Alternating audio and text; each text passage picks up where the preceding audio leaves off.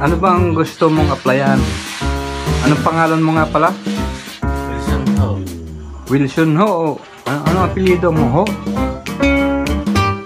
Dilas Alas. Dilas Alas. Wilson Dilas Alas. Saan ka ikaw nakatira? Sa Gilbert Ho. Anong alam mong trabaho? Anong tanim ng palay? Paano ka magtanim ng palay? Tinuturok? Paano? Paano pagturok mo? Pagayaan.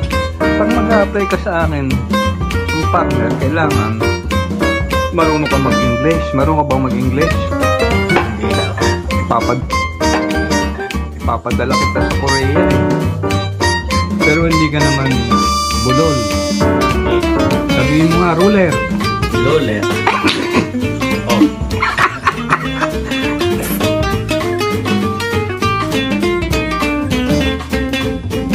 Napapatawa to siya. Rilo. Ganito. Pero ruler, hindi mo alam. Ruler.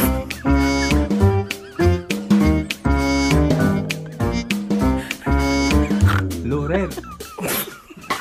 Hindi ko matat.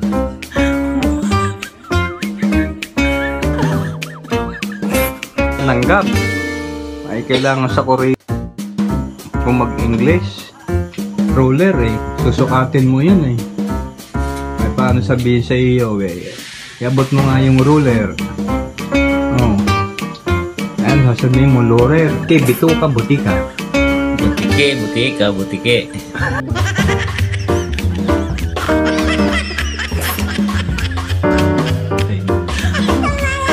Tinali, tinola, tinule. Dito, ito na tinuli.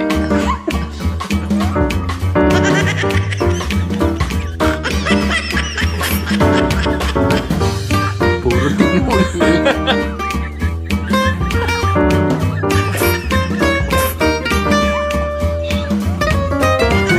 Sa ano naman, 1 plus 1. Aba, ang galing ka pala sa math, ano? 2 plus 2. Aba. Pumasok ka ba? Ayun. Hanggang anong level? 6. Grade 6. Anong pangalan ng eskwelahan mo?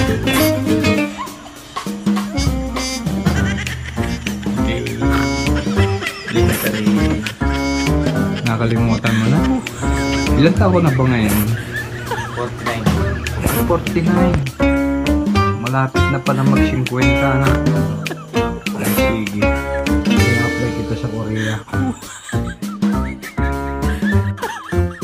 Marunong ka pala mag-turk ng palay. Magtanim ng palay.